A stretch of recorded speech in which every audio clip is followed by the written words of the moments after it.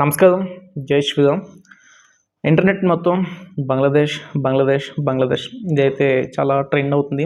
ఏ social media app open చేసినా బంగ్లాదేశ్, అక్కడి నుంచి ఏ ఒక్క వీడియోస్ అయితే అరాచకాలు, లేదంటే వాళ్ళు పడే బాధలు, ఇలాంటి వీడియోస్ అనేవి ఇంకా వస్తూనే ఉన్నాయి.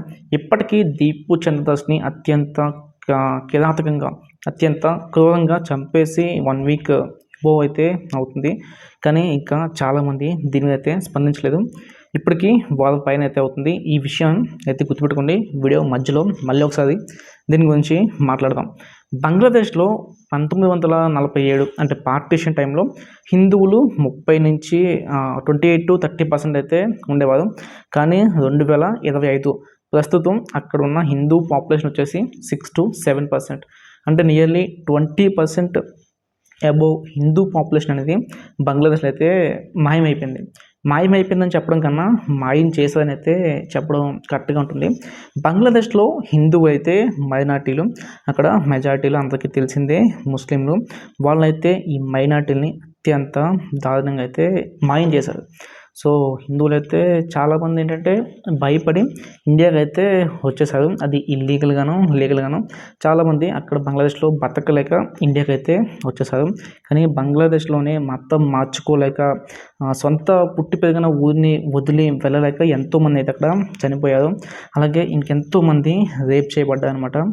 ఇంకెంతోమంది జాబ్స్ కోసం, లేదంటే వాళ్ళు బ్రతకడం కోసం మతం కన్నా వాళ్ళ బతకడం అనేది ఎక్కువ అనుకుని ఎంతోమంది ఫోర్స్ఫుల్గా ఇస్లాంలోకి కన్వర్ట్ అయిపోయి అక్కడ ముస్లింలు ఎలా చెప్తే ఆ విధంగా చేస్తూ వాళ్ళైతే బిక్కుమంటూ ఇష్టం లేకపోయినా మతం మార్చుకుని అయితే బతుకుతున్నారు బంగ్లాదేశ్లో హిందువులు. ఆడవాళ్ళ పరిస్థితి అయితే చాలా దారుణం. ఎంతోమందిని అత్యంత ఘోరంగా రేప్ చేసి చంపేశారు. ఇవన్నీ కూడా బంగ్లాదేశ్లో రెగ్యులర్గా జరుగుతూనే ఉంటాయి. కానీ అంత ఎక్కువ స్థాయిలో అయితే ఉండేవి కాదు ఒకప్పుడున్న గవర్నమెంట్స్ ఉన్నప్పుడు. కానీ ఇప్పుడు అక్కడ ఎటువంటి గవర్నమెంట్ ఉండేది అందరికీ తెలుసు. అదేంటంటే కంప్లీట్గా పాకిస్తాన్కి సపోర్ట్ చేస్తుంది అక్కడ ఉన్న గవర్నమెంట్ అనేది. ఇప్పుడు అక్కడ గవర్నమెంట్ నడుపుతుంది మొహమ్మద్ యూనస్. వీడొక వేస్ట్ ఫెలో. చైనా బూట్లు అయితే నాగుతాడు పాకిస్తాన్తో. ఇది ఎలాగన్నా దీన్ని కలపాలి, బంగ్లాదేశ్ని ఎలాగన్నా కలపాలని అయితే వీడు సదా అయితే ప్రయత్నిస్తుంటాడు. అలాగే వీడొక యాంటీ ఇండియన్. హిందువులు అంటే వీడికి పడదు. కాబట్టి ఇప్పుడు హిందువుల మీద అరాచకాలు అనేవి ఇంకా ఎక్కువైపోయినాయి. రీసెంట్గా చూసాం మనం దీపు చంద్రదాస్ని అంత ఈ విధంగా అక్కడ ఉన్న ముస్లిమ్స్ అయితే చంపేశారు, ఎంత కిరాతకంగా. సో ఇవైతే ఈ రీసెంట్ టైంలో ఎక్కువైపోయినాయి. ఆఫ్టర్ దీపు చంద్రదాస్ మరొక యువకుని కూడా అయితే అక్కడ చంపేశారు. తన వయసు కూడా చిన్నది, జస్ట్ 20 years ఉన్న హిందూ అబ్బాయి. తనను కూడా అయితే చంపేశారు.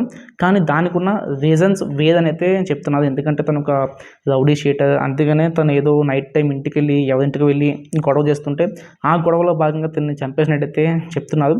కానీ తను ఒక హిందూ, చంపేసింది అయితే మళ్ళీ యాజ్ యూజువల్ ముస్లిమ్సే. కానీ నిజంగానే తను ఒక రౌడీ షీటర్, తను ఒక చెడ్డవాడు అందుకనే చంపేశారా, లేదంటే నిజంగానే మళ్ళీ హిందువుల్ని ముస్లింలు వేటాడుతున్నట్టే తనను కూడా వేటాడు అనేది అయితే తెలీదు. కానీ ఏదేమైనా సరే చంపడం అనేది కరెక్ట్ కాదు. అక్కడ న్యాయ వ్యవస్థ ఉంటుంది, దాని ప్రకారం అయితే ఫాలో అవ్వాలి. కానీ అత్యంత క్రూరంగా మరొక హిందూ వ్యక్తిని అయితే చంపేశారు. అలాగే అక్కడ ఉన్న ముస్లింలు హిందువులు ఎంతో పవిత్రంగా పూజించే ఒక మర్రి చెట్టు అయితే అక్కడ ఉంది. రావి చెట్టు అయితే అక్కడ ఉంది. దానికి హిందువులు అయితే అత్యంత పవిత్రంగా పూజలు చేస్తారు. ఆ యొక్క చెట్టుని కూడా వాళ్ళు నరికేయడానికి అయితే ప్రయత్నిస్తారు. అది చాలా పెద్ద చెట్టు ఉన్నది. కానీ దాన్ని కూడా వాళ్ళైతే కట్ చేయడానికి ప్రయత్నిస్తారు. హిందువుల మీద ఉన్న కోపంతో వాళ్ళైతే ప్రకృతిని కూడా పాడు చేస్తున్నారు. మార్నింగ్ ఇదైతే నేను ఆర్వైస్ అనే ఛానల్లో చూశాను. సో నవతగా అయితే ఎక్స్ప్లెయిన్ చేస్తున్నారు. అక్కడ వాళ్ళు చెట్లను అయితే కంప్లీట్గా నరికేస్తున్నారు. హిందువులు ఆ చెట్లకి పూజలు చేస్తున్నారు అనేసి ఆ చెట్లను అయితే నరికేస్తున్నారు. కానీ హిందువులు గాలిని పూజిస్తారు, సూర్యుని పూజిస్తారు, నీటిని పూజిస్తారు, అగ్నిని పూజిస్తారు, పంచభూతాలని హిందువులు అయితే పూజిస్తారు. హిందువులు ప్రతి దుక్కున, ప్రతి అణువులోనూ కూడా దైవాన్ని అయితే వాళ్ళు చూస్తారు, పూజిస్తారు. కానీ ఇప్పుడు బంగ్లాదేశ్ అయితే ఈ పంచభూతాలు లేకుండా బతకగలదా? నవతగా కూడా ఇదే అయితే క్వశ్చన్ చేశారు. సో ఒకసారి బంగ్లాదేశ్లో ఉంటున్న ముస్లిమ్స్కి దాన్ని అయితే ఆలోచించుకోవాలి. ఇప్పుడు మనం మళ్ళీ దీపు చంద్రదాస్ విషయానికి అయితే వద్దాము. దీపు చంద్రదాస్ని చంపేసి చాలా ఘోరంగా చంపి ఇప్పటికీ 7 రోజులు అయితే అవుతుంది. కానీ ఇప్పటి వరకు చాలామంది అయితే మాట్లాడాల్సిన వాళ్ళైతే మాట్లాడలేదు. వాళ్ళు ఎవరంటే ఫస్ట్గా ఆ ప్లేస్లో ఉండేది తులసి చంద్ గారు. తులసి చంద్ అయితే అప్పట్లో బంగ్లాదేశ్లో గొడవలు జరుగుతున్నప్పుడు ఏదైతే షేక్ హసీనా ప్రభుత్వం అనేది కూలిపోయి అప్పట్లో బంగ్లాదేశ్లో గొడవలు జరిగినప్పుడు బంగ్లాదేశ్లో జంజీ రెవల్యూషన్ అని అది ఇది అనేసి చాలా వీడియోస్ అయితే ఆవిడైతే చేసి యూట్యూబ్లో పెట్టింది. కానీ దీపు చంద్రదాస్ అనే ఒక హిందూ వ్యక్తిని ముస్లింలు ఇంత దారుణంగా చంపేసిన తర్వాత తులసి చంద్ గారు అయితే ఎటువంటి వీడియో అనేది దాని మీద అయితే ఇప్పటి వరకు చేయలేదు. ఇప్పటికే 1 వీక్ అయితే అవుతుంది. ఆవిడ ఏ పాడ్కాస్ట్ ఏదో చేస్తూ ఉంది. కానీ ఆవిడకి ఎందుకు కనిపించట్లేదు? అప్పుడు జంజీ రెవల్యూషన్ కనిపించింది. అలాగే జంజీలాగే ఇండియాలో కూడా జంజీ రెవల్యూషన్ రావాలి అనేసి తులసి చంద్ గారు అయితే చెప్పారు. కానీ ఇప్పుడు ఎందుకు ఆవిడకి బంగ్లాదేశ్లో జరుగుతున్న ఈ యొక్క హిందువుల మీద జరుగుతున్న ఈ యొక్క దాడులు ఏవైతే ఉన్నాయో ఇవి ఎందుకు కనిపించట్లేదు, ఎందుకు మాట్లాడతలేదు? అలాగే ఇక్కడ సెకండ్ పర్సన్ వచ్చేసి ధ్రువదాతి. వీడు కూడా అప్పట్లో బంగ్లాదేశ్ నుంచి చాలా వీడియోస్ అనేవి చేశాడు. కానీ ఇప్పుడు ఈ వీడి ఛానల్లో కూడా ఎటువంటి వీడియో అనేది ఈ యొక్క సంఘటన మీద అయితే లేదు. దీపు చంద్రదాస్ని ముస్లింలు ఈ విధంగా చంపేస్తారు ఏంటనేది దీని మీద కూడా వాడి యొక్క వీడియో అనేది లేదు. దీని మీద వాడైతే స్పందించలేదు. అలాగే ఇక్కడ మూడవ పర్సన్ ఏంటంటే మన బిఆర్ షఫీ గారు అనమాట. యాక్చువల్గా ఆయన ఫ్రంట్ లైన్లో ఉండి దీన్ని అయితే ఖండించాలి. ఇది ఇస్లాం కాదు, ఇది అల్లా యాక్సెప్ట్ చేయడు, ముస్లింలు కూడా ఈ విధంగా చెయ్యదు అనేసి ఆయన అయితే దీన్ని ఫ్రంట్ లైన్లో ఉండి ఖండించాలి. కానీ బిఆర్ షఫీ గారు కూడా ఇప్పటి వరకు దీని మీద అయితే రియాక్ట్ అవ్వలేదు. ఆయన ఛానల్ కూడా వీడియో అయితే లేదు. ఇక్కడ బిఆర్ షఫీ గారు ఎందుకు రియాక్ట్ అవ్వాలి? ఆయన ఒక మోటివేషనల్ స్పీకర్ కదా అనేసి చాలామంది అంటారు. ఆయన మోటివేషనల్ స్పీకరే, కానీ ప్రవీణ్ పగడాల పాస్టర్ ఆయన అయితే తాగేసి యాక్సిడెంట్లో చనిపోయినప్పుడు చాలా పెద్ద ఇష్యూస్ అనేవి క్రియేట్ చేశారు. ఓకే, అదంతా పక్కన పెట్టండి. కానీ ఆ ఇష్యూస్లో బిఆర్ షఫీ గారు అయితే ప్రస్తుతం సమాజంలో మానవత్వం మంట కలిసిపోయింది అని చాలా పెద్ద పెద్ద స్టేట్మెంట్స్ అయితే ఆయన చేశారు. ఒక పాస్టర్ అనేది తాగి ఆయన వెహికల్ ఆయన నడుపుకుంటూ యాక్సిడెంట్లో చనిపోయినప్పుడు బిఆర్ షఫీ గారికి మానవత్వం అయితే గుర్తొచ్చింది. కానీ బంగ్లాదేశ్లో ఒక హిందువుని ముస్లింలు అత్యంత క్రూరంగా చంపినప్పుడు ఈయనకి మానవత్వం అనేది అసలు ఇంకా ఆ ఇష్యూ తెలీదా? తెలిసే ఉంటుండే, ఎందుకంటే అది ఇంటర్నేషనల్ ఇష్యూ అయింది. తెలియకుండా అయితే ఉండదు. కానీ తెలిసినా కూడా ఆయన నిజంగా దీని మీద అయితే ఏమీ రియాక్ట్ అవ్వలేదు. ఎందుకంటే అప్పట్లో మానవత్వం అని చెప్పి ఆయన ఊగిపోయాడు. కళ్ళంతా నీళ్ళు పెట్టుకున్న స్థితికి అయితే ఆయన వెళ్ళాడు అప్పట్లో ప్రవీణ్ పగడాల గురించి. కానీ ఇప్పుడు ముస్లింలు ఈ విధంగా అత్యంత కిరాతకంగా హిందువుని చంపేస్తే బిఆర్ షఫీ గారు ఇప్పుడు దాకా దీని మీద ఒక వీడియో అయితే చేయలేదు. వీళ్ళంతా కూడా సెలెక్టివ్ అనమాట. వీళ్ళకు ఏదైనా విషయం మీద వీళ్ళు మాట్లాడాలి అని అంటే ఖచ్చితంగా అక్కడ బీజేపీ అయితే రూలింగ్లో ఉండాలి. అక్కడ చేసింది తప్పు అయితే హిందువులు అయి ఉండాలి. అలాగే అగ్రకులాల వాళ్ళైతే వీళ్ళు ముందుకు వచ్చి మాట్లాడతారు. ఇలాగా సెలెక్టివ్ కొన్ని టాపిక్స్ మాత్రమే వాళ్ళకి పనికి వస్తుంది, వాళ్ళ యొక్క నెగటివ్కి అనుకూలంగా ఉంది అనుకుంటేనే వాళ్ళైతే వీడియోస్ అనేవి చేస్తారు. కానీ వీళ్ళని పొద్దున లేచి చూసేది మాత్రం హిందూస్ అందరూ కూడా ఒకసారి అయితే దీన్ని గమనించండి. వీళ్ళు హిందూస్కి ఏదైనా జరిగినా వీళ్ళైతే ముందుకొచ్చి మాట్లాడతలేదు. అలాగే బంగ్లాదేశ్లో ఇప్పటికీ కూడా ఈ యొక్క దారుణాలు అనేవి ఆగలేదు. బంగ్లాదేశ్ అనేది కంప్లీట్గా యాంటీ ఇండియాకి అయితే తయారైంది. కానీ ఇండియా ఎందుకు ఇంకా ఓపిక పడుతుంది ఏంటి అనేది అయితే తెలియదు. చాలా వరకు స్ట్రాంగ్ కౌంటర్స్ అనేది ఇండియా ఇస్తుంది. కానీ యాక్షన్ అయితే ఇప్పుడు ఇండియా ఏమీ తీసుకోలేదు. డెఫినెట్గా తీసుకుంటుంది. ఇండియా ఎప్పుడు కూడా ఫస్ట్ అయితే యుద్ధానికి కాలు దువ్వదు.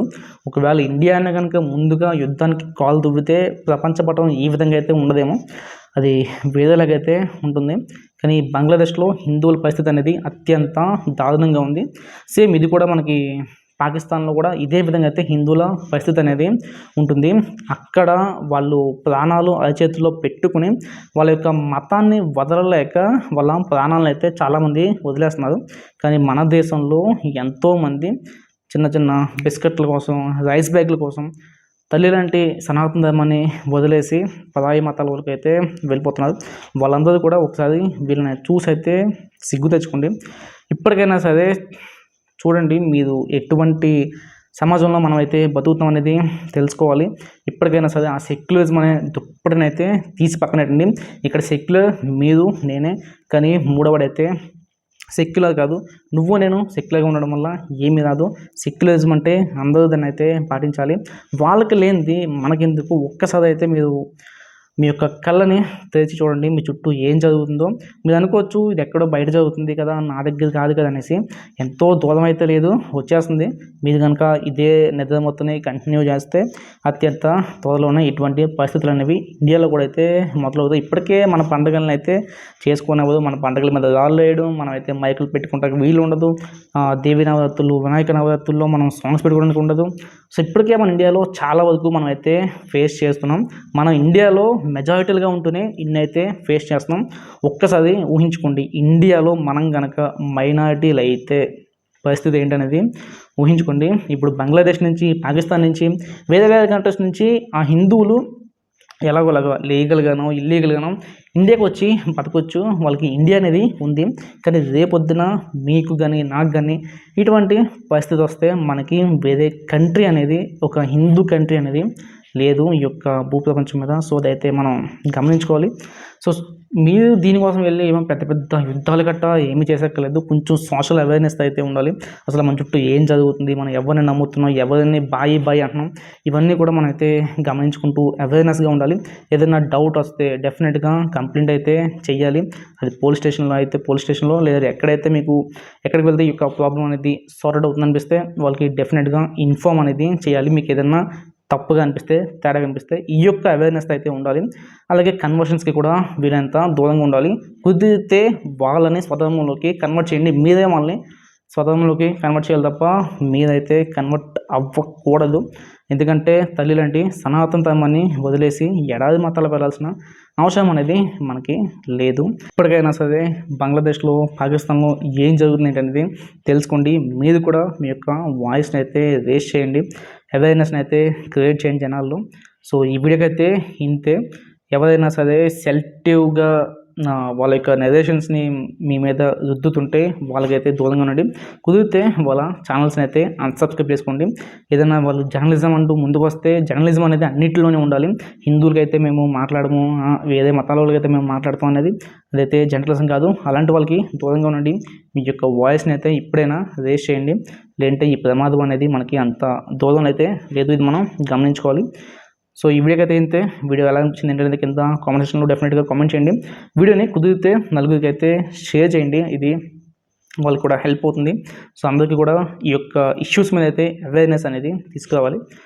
సో అంతే, ఈ వీడియోకి అయితే సెలవు. జై శ్రీరామ్.